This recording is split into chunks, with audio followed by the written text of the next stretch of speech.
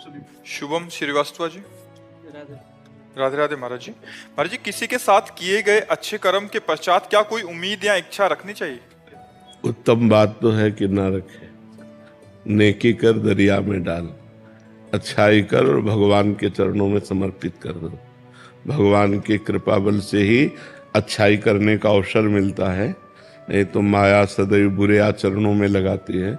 अगर हमसे कोई शास्त्र सम्मत कार्य बन रहा है, परोपकार बन रहा है, परहित बन रहा है, उस कर्म को भगवान के चरणों में समर्पित कर देना चाहिए और उस व्यक्ति से पलट कर कुछ लेने की इच्छा नहीं रखनी चाहिए कि वो हमको धन्यवाद भी कहे, ऐसी आकांक्षा नहीं रखनी चाहिए। अगर ऐसे चलोगे तो भगवान की विशेष कृपा के पात्र बन जाओगे। अगर आकांक्षा करोगे तो कामना की शायद पूर्ति हो जाए लेकिन लाभ नहीं मिलेगा। जो लाभ है वो भगवान की प्राप्ति है। भगवान की प्राप्ति से बढ़कर कोई लाभ नहीं, और तो सब हानि ही हानि है। मान लो यहाँ आपने किसी का हित किया, आपकी कोई कामना पूर्ण हो गई, तो कामना सांसारिक ही तो होगी। शरीर छूटने के बाद आपके पास कुछ नहीं है, और यदि आपने थैंक यू भी स्वीकार करने की इच्छा नहीं की तो वो कर्म आपके साथ है। जो परोपकार कर्म किया वो आपका मंगल करेगा, लोक परलोक सब जगह मंगल करेगा। महाराज जी, काफी प्रश्न आते हैं कि उसी व्यक्ति द्वारा अगर विपरीत व्यवहार होने लग जाए, हमने उसके लिए अच्छा किया बट उसके द्वारा विपरीत हो रहा, तो ऐसे में क्या भाव रखें? ये हमारा सद्भाव था और अब हमारा जो पूर्व का पाप कर्म है उसे प्रेरित करके वो हमको दुख दे रहा है, व्यक्ति नहीं दे रहा। व्यक्ति के ऊपर पूर्व का पाप कर्म सवार होकर हमको कष्ट दे रहा है। हमारे कर्म के सिवा हमें कोई दुख नहीं दे सकता, हमारे कर्म के सिवा हमें कोई सुख नहीं दे सकता। हमारा कर्म ही हमें दुख सुख भोगता है। तो अगर किसी व्यक्ति से सुख मिलना है तो आपके वो अनुकूल हो गया तो सुख मिलेगा, और किसी व्यक्ति से प्रतिकूल भाव उत्पन्न होगा तो दुख मिलेगा, क्योंकि हमारा कर्म ही उसको प्रतिकूल और अनुकूल करेगा। तो हमें सोचना चाहिए कि मेरा कर्म है इसलिए चुपचाप सह लेना चाहिए, और हम उसके साथ नेकी व्यवहार करें, जो हमारा नया कर्म बड़ा सुंदर बन जाएगा। रेशु कुमारी।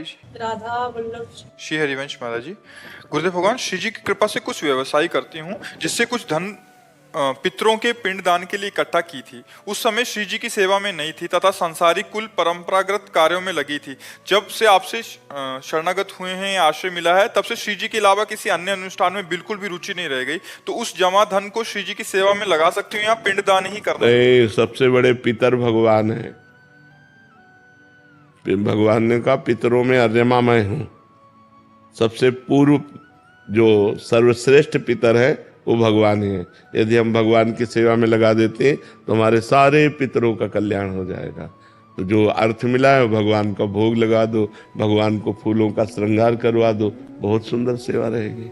आशीष जी वृंदावन से। श्री हरिवंश महाराज जी। महाराज जी, वसी के वृंदा विपिन में ऐसी मन में राख, प्राण तजो वन ना तजो, कहो बात को लाख। महाराज जी, इस भाव को कैसे साक्षात्कार करें?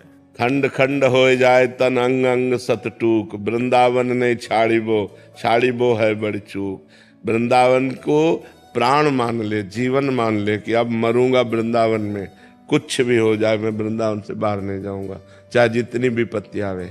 तो अगर हम प्राण तजो बनना तजो, कहो बात को लाख, चाहे लाख प्रकार से समझाओ, हम वृंदावन नहीं छोड़ सकते, क्योंकि बड़ी कृपा से वृंदावन मिला है। श्री राधिका कृपा बिनु सबके मनन अगम। अब मेरे ऊपर लाडली जो बरस गई तो मुझे धाम वास दे दिया, अब मैं धाम वास नहीं छोड़ सकता, प्राण छोड़ सकता हूँ, तो हर व्यवस्था हो जाएगी। तो बड़ी अपार कृपालु करुणामयी सरकार है।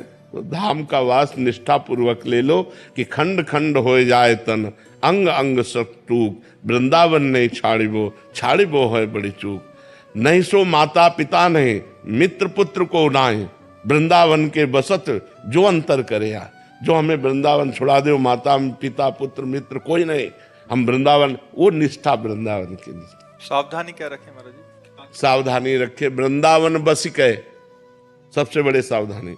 इतनो बड़ो सयान जुगल चरण के भजन बिन, निमिष न दीजिए जान। पलक झपकने के भी समय को श्यामा श्याम का विस्मरण मत करो। वृंदावन यही भी दिवस है, तज कै सब अभिमान, तृणते नीचे आपको जाने सोई जा। धाम में सबसे अपने को नीच बस समझ करके रहे, खूब श्यामा श्याम का भजन करे, किसी की निंदा न करे, किसी की निंदा न सुने, बस इसी से पार हो जाएगा।